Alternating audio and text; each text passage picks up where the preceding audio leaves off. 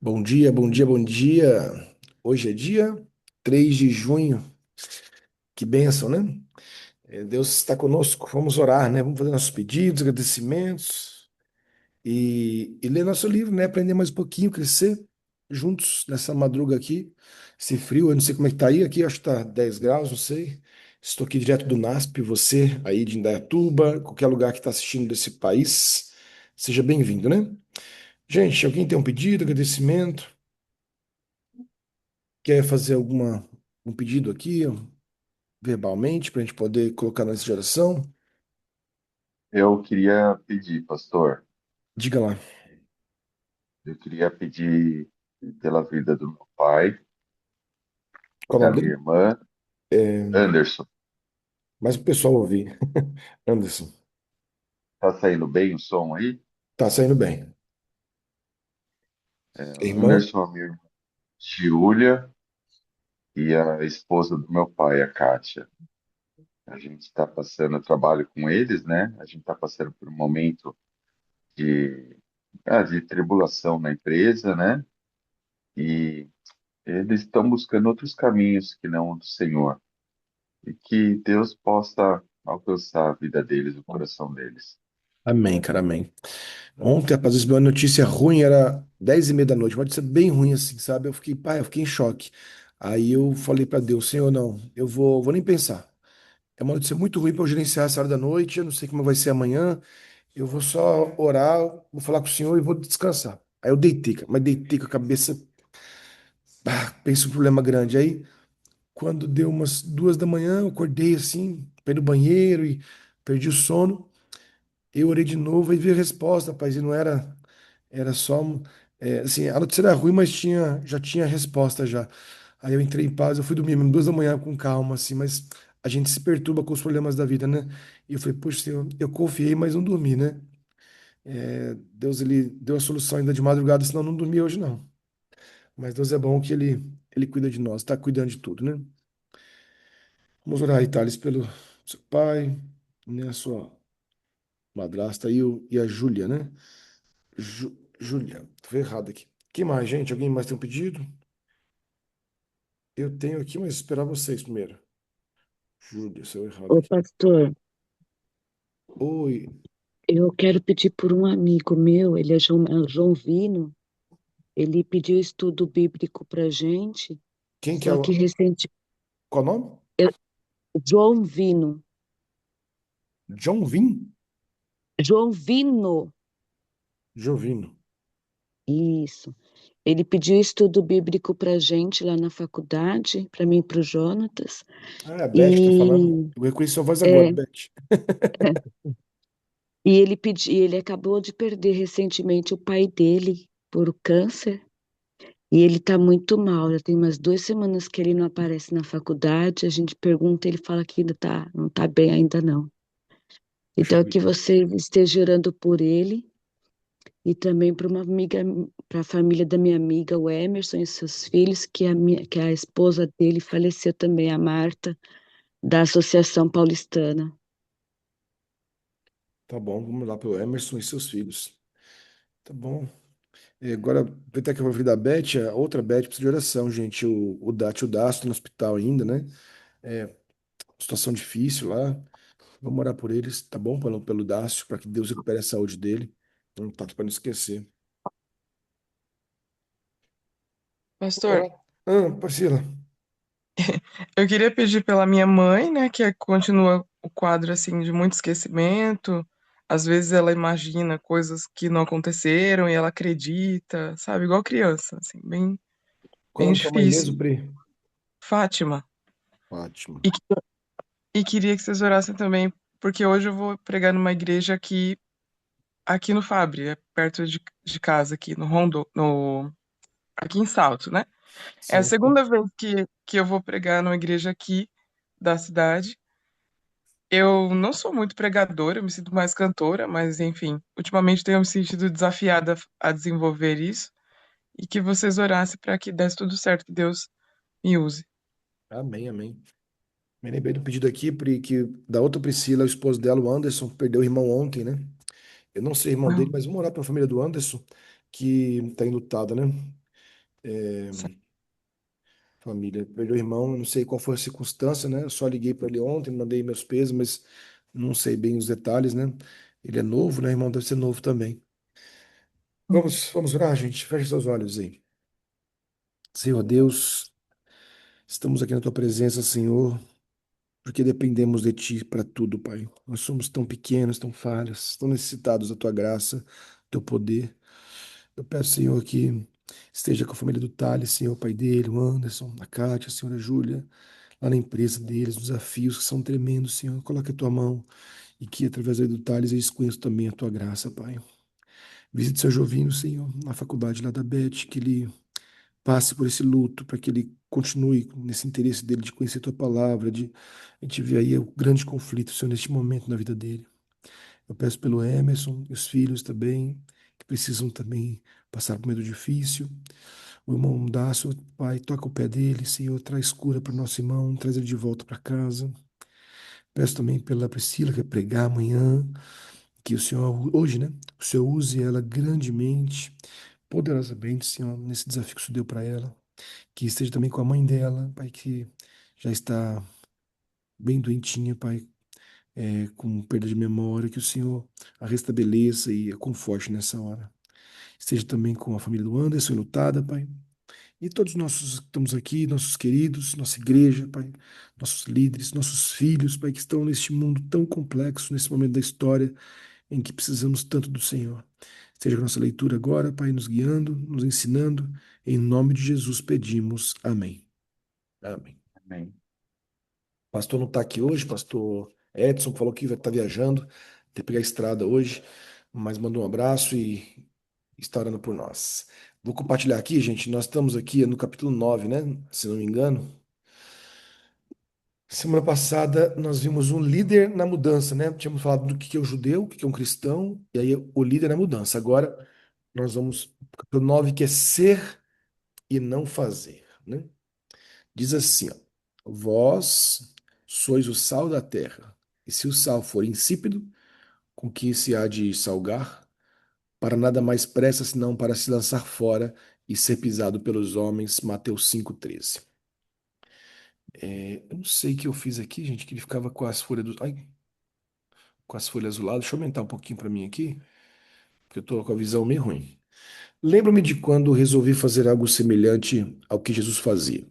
Na verdade, era mais ou menos parecido, considerando que eu não teria 3 anos para estar com os meus discípulos e não poderia me envolver tão profundamente com eles, pois eu tinha mais de 1.400 ovelhas em meu distrito, além de 9 igrejas, 4 cidades diferentes, todas para visitar e atender.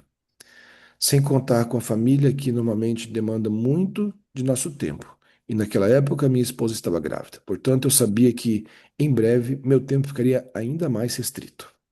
Então, lembrando só o assunto, eu decidi fazer discípulos e seguir a trilha de Jesus, né? Fazer um pequeno grupo de discípulos. Resumindo, eu estava pronto para experimentar uma frustração e no final colocar a culpa em alguém. Eu não tinha tempo, experiência e muito menos unção necessária para liderar essa transição. Eu poderia, no fim da minha experiência frustrada, culpar minha filha recém-nascida, que não teria como debater comigo, até mesmo minha esposa, que estava em seu período de resguardo e teria que suportar mais essa experiência. Poderia até mesmo culpar a associação que nos impunha tantos encargos, alegando que não tinha a oportunidade de me concentrar, mas no fundo eu sabia que o único culpado era eu, que havia ouvido o chamado de Deus e não soube priorizá-lo. Cada pastor, líder, pai, em algum momento precisa assumir a responsabilidade do seu chamado e de seus encargos. Acredito que nos dias de hoje, Deus está no comando, nos chamando para levar a igreja a uma experiência mais profunda, a trilha, a trilhar um novo caminho. Então, gente, é uma experiência muito difícil, né, fazer a vontade de Deus, seja qual for a vontade de Deus para sua vida. Sempre é difícil. E você pode aceitar e confiar, ou você pode começar a achar os culpados aí pelo seu fracasso, né? É o que eu estava fazendo aí. Imagine se Jesus tivesse transferido a responsabilidade. Pai, infelizmente não deu certo. Esses discípulos que tu me deste são muito lentos e ocupados com a pesca.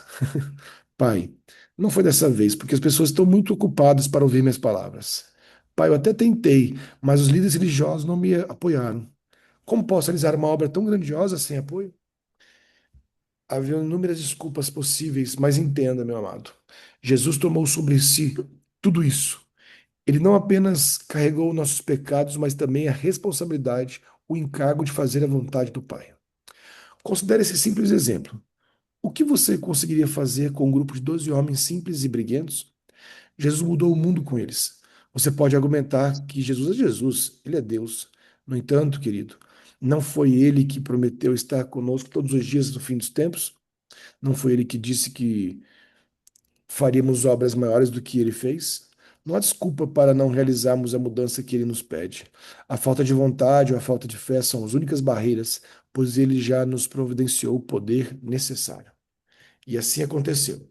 Através de um discipulado constante, focado nas coisas espirituais, Jesus começou sua transição, transformando a vida de 12 homens que, gradualmente, se multiplicaram até alcançar o mundo.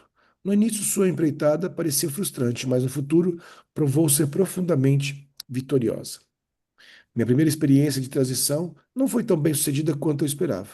Mas apesar de toda a minha falta de experiência, e especialmente do meu comprometimento insuficiente com esse processo, o aprofundamento das relações teve um impacto poderoso naqueles que se reuniram comigo ao longo de um ano.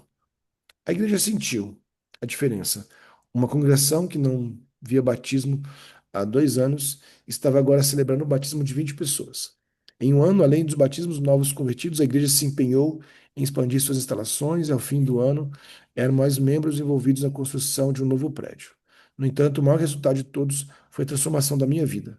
Quando refleti sobre o que fiz e deixei de fazer, conversei com Deus sobre tudo isso e ele me falou claramente: faça novamente, mas dessa vez do meu jeito. Sabe, amados, a gente às vezes até obedece Jesus, né? A gente fala assim: não, eu vou fazer. Deus está mandando, chamou, mas a gente faz do nosso jeito, né? E ainda bota a culpa nos outros, reclama, diz que não deu por isso, por aquilo. Então, quando eu comecei, foi numa igrejinha, uma benção, né? Virou até uma série, distrito, foi uma benção. Mas Deus falou: agora vamos fazer junto do meu jeito? Vamos lá. Aí eu leio aqui, ó. Lembro do meu mentor, ao tentar me ensinar como fazer a transição em uma igreja, resolveu me acompanhar na primeira reunião dos 12 que escolhi como discípulos. Foi interessante, mas quando ele propôs estar na segunda reunião, senti-me vigiado, invadido. Ele fazia perguntas sobre tudo e às vezes eu passava horas ao telefone dando explicações e recebendo orientações. Na época, não entendia que ele estava me discipulando. Eu achava que era uma espécie de controle sobre o meu ministério. Na terceira reunião, eu evitei. Não atendi as ligações, mudei o local da reunião para garantir que ele não apareceria. No entanto, me enganei. Quando cheguei, ele já estava lá, conversando com os irmãos. Somente no futuro, quando ele se foi, eu compreendi tudo. Agora eu gostaria de tê-lo aqui, mas não posso.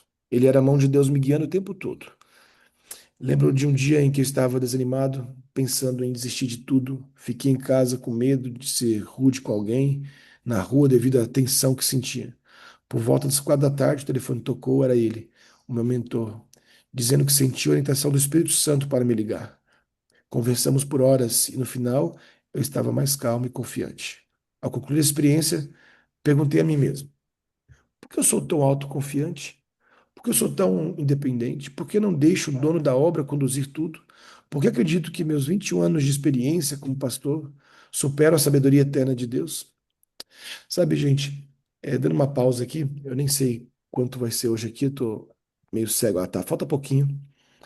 É, essa experiência, o pastor, vou até, me falta pouquinho, vou interromper para ver vocês aqui.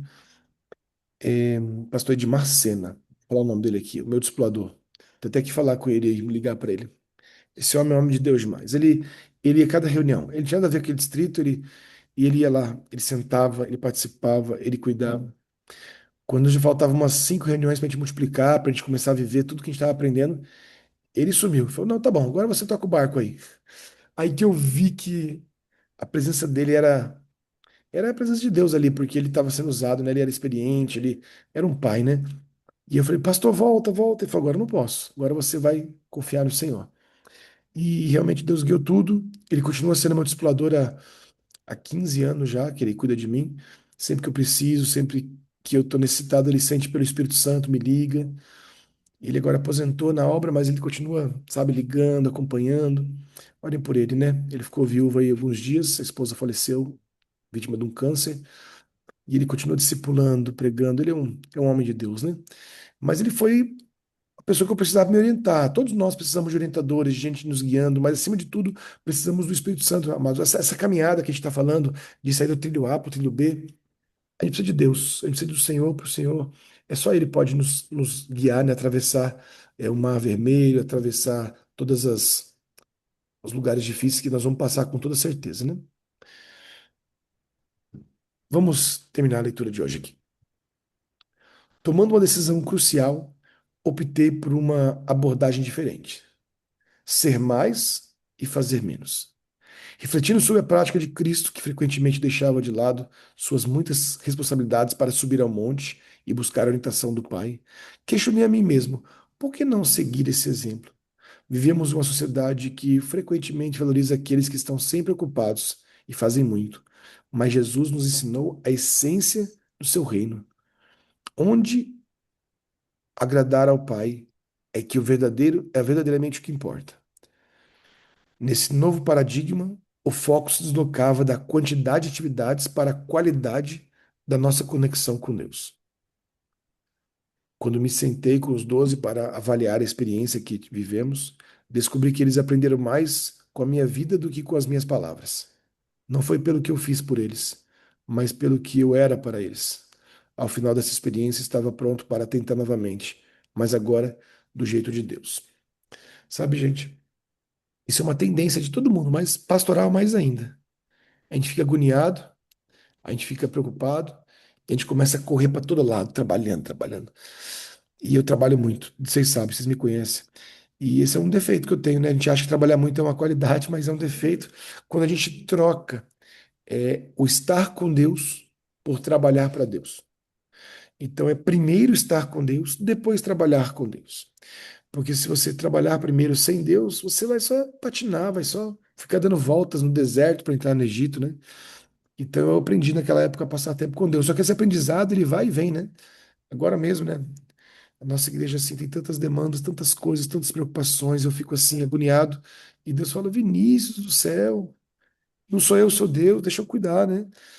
Passa tempo comigo. Então hoje a minha maior necessidade, não sei a sua, a minha maior necessidade é passar mais tempo com Deus, é confiar mais nele, é ouvir as orientações de Deus, é ouvir ler a Bíblia para que ele fale, né? Mas não ler, porque eu leio muito, mas ler de maneira assim, dependente, né? Para ouvir a voz de Deus na palavra, né? Essa é a minha maior necessidade hoje, eu creio que é de vocês também. É ser de Deus para depois fazer o que Deus quer. A gente é muito do fazer e não do ser, né? Então fica esse apelo para hoje. A gente passar mais tempo com Deus, orando, lendo, crescendo, confiando. E até depois que já leu, já confiou, tudo, na hora que for fazer as coisas do nosso dia, esperar em Deus nas respostas e ser usado por Deus. A partir de Deus, fazer grandes coisas, né? Esse ano está um ano bem difícil, é, e eu tenho falado com Deus, Senhor, eu estou tentando resolver as coisas difíceis, as coisas impossíveis. Então, toma minha vida e faz a obra que tem que ser feita, né? Esse é meu clamor nessa manhã. É um clamor de pedido para Deus fazer uma obra na nossa vida, amados. Ser mais dependente dele, sabe? É, eu me arrependo de ser independente, de ser sabido demais, de achar que consegue, de que é capaz. Eu me arrependo. E eu quero ser mais dependente de Deus. Eu falo isso muitas vezes para Deus, mas eu falo mais agora. Eu não canso de repetir a minha dureza de coração, né? Os discípulos faziam isso. Toda vez voltavam a pescar e falavam coisas que não deviam, até que eles receberam o Espírito Santo e viveram dependentes de Deus. Quero orar por isso agora, meus amigos, para que você receba o Espírito Santo e dependa completamente do Senhor para a sua vida pessoal, para a sua vida na sua família, para o seu trabalho, para o que você for fazer, mas especialmente como cristão, como luz que você é lá no seu trabalho, na sua vida, aonde você estiver hoje, o Espírito Santo te use poderosamente para ser uma testemunha viva do amor dele. Amém? Vamos orar? Pedir isso para Deus? Hoje eu não vou ajoelhar aqui não, que esse chão aqui, meu amado, tá, além de não sei quem limpou isso aqui a última vez, mas está muito gelado. Eu estou aqui numa recepção aqui de um dormitório. Então vou orar sentado hoje aqui, tá bom? Fecha os olhinhos aí. Pai querido, Pai amado, Nós te louvamos, Senhor, por mais esse dia que o Senhor nos dá e pela certeza de que o Senhor não nos abandona. Até nos dias que nós estamos ruins, viramos as costas, não te buscamos, mesmo assim o Senhor cuida de nós. Entregamos aqui, Senhor, nosso coração duro, entregamos aqui a nossa mente perturbada, entregamos nossos pés cansados, Senhor. Entregamos todas as nossas impossibilidades para ti, Senhor, que é o Deus do impossível. Como diz lá em Lucas, Senhor, não há impossíveis para as suas promessas. Foi isso que foi dito a Maria, que estava esperando Jesus no seu ventre. E hoje nós queremos ouvir esta palavra, Senhor, que não há impossíveis para ti, porque hoje o que parece impossível é mudar o nosso coração, é mudar a nossa vida, fazer da gente totalmente dependentes teus. Toma, Senhor, cada um aqui em tuas mãos. Toma a tua igreja, Senhor. Toma o teu povo. Vemos tempos angustiosos, tempos difíceis, qual nunca precisamos tanto, tanto da tua presença, Senhor. Então vem, enche-nos, guia-nos, toma nossos filhos, nossos queridos, nosso lar, nossa igreja, tudo em tuas mãos, mas especialmente a nossa vida. É o que pedimos em nome de Jesus. Amém. Amém e amém. Amém, meu povo. Deus abençoe vocês aí grandemente, né? Dê um bom dia. Conseguimos aí. Hoje estava um capítulo pequeno, né? Terminamos aí 5 minutinhos antes. Aproveite bastante o dia com Jesus, tá bom?